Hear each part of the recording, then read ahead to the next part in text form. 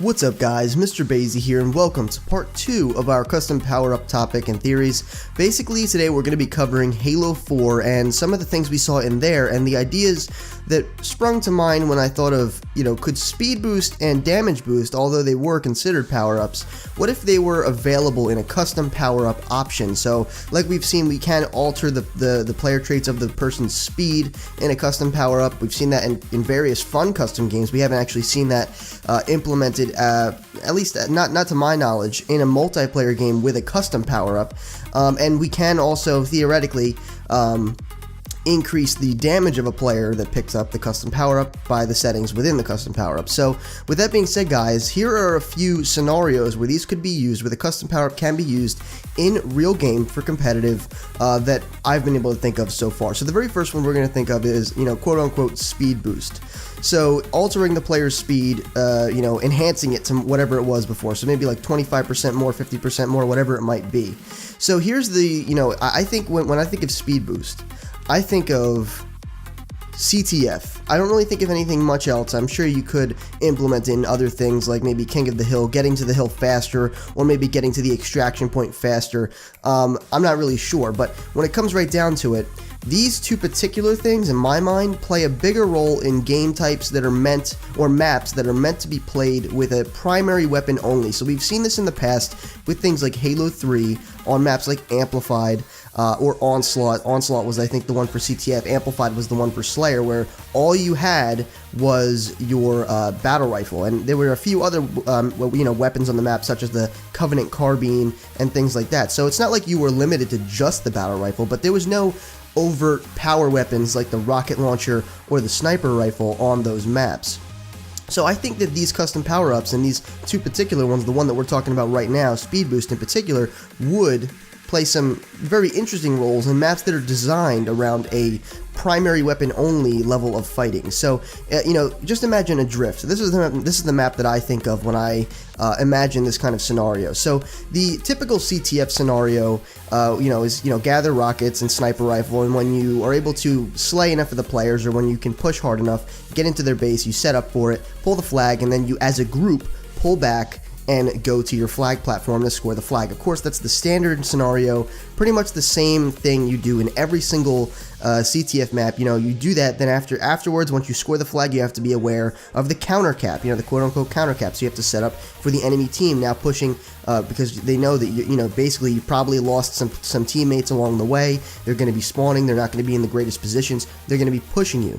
So this is a different scenario. This is if just the custom power-up is the sole point of advantageous, acquisition, right? The only thing on the map that gives you that edge is custom power-up, and in this case, speed boost. So instead of the rockets being in the middle, let's just assume custom power-up is there, and instead of actually having to push once you grab the custom power-up, like with rockets, you can kind of linger with it and you can wait for the right moment. But custom power-up, of course, there's going to be a timer. Okay, it's not going to be something where you can wait around and wait for the right moment. You have to know, basically, when you get the custom power-up, everyone sets up for the custom power-up. Whoever gets it, you have to immediately make that push for the flag.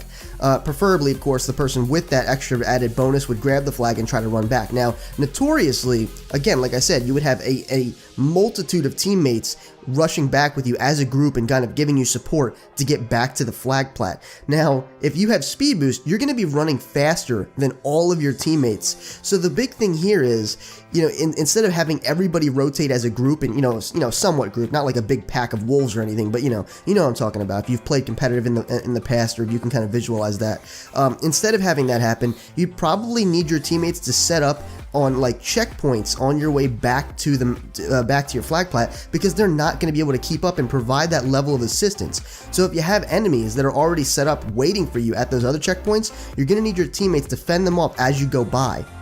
So it changes the strategy of the game. Rather than having your whole team rotate with you back, you now have less support grabbing the flag, and theoretically slightly better support on the way back, because your teammates are holding down those portions on the map, trying to allow you to get back through the route that they've already predetermined. So it's a slightly different strategy. It's a slightly different way to play the game. None that we've really seen all that, that common in the past. We've seen, of course, this strategy in the past, but it's definitely not used as much as the full team rotation and then, prepare for counter cap, kind of play style that we've seen in the past. So slightly interesting, slightly different way to play the game, when you implement this custom power up. Now, next we're going to move on to damage boost. Now, damage boost is definitely less, likely to be in competitive, but there are some competitive implementations, one of the main ones being Slayer in my mind.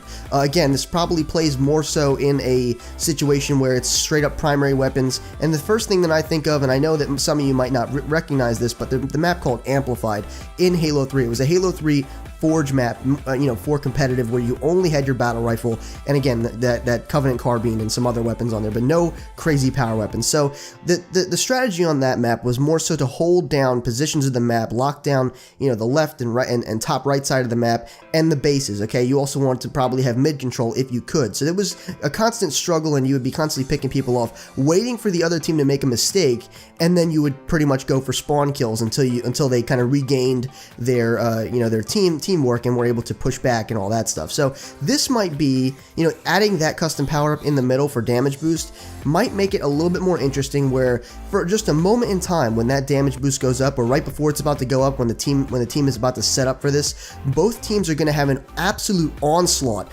for this damage boost, because the damage boost in this case is a massive game changer. You could be at a huge deficit, and if you're able to get this damage boost, if you're able to actually capitalize on the damage boost, you can really lay into the enemy team, and spawn killing will be unbelievable once that actually happens. So it sounds a little bit overpowered, I know, from what I'm telling you, but when you have games that could possibly get really slow, having something like damage boost pop up in the middle I don't think it's as overpowered as having rockets on a small map like Amplified, or maybe snipers on each side. I think that's just a little bit too much. When you're trying to maintain the whole ideal of primary weapons only, this is a great way to do that, because again, guys, this completely and utterly relies on your skill as a player. Okay, if you're not good with the battle rifle and you grab that damage boost, your effectiveness is going to be minimal. Okay, and also we're not assuming that it has to be anything like the social game type damage boost that we saw in Halo 4, where it was just unbelievable. You could kill people in like 2 or 3 hits.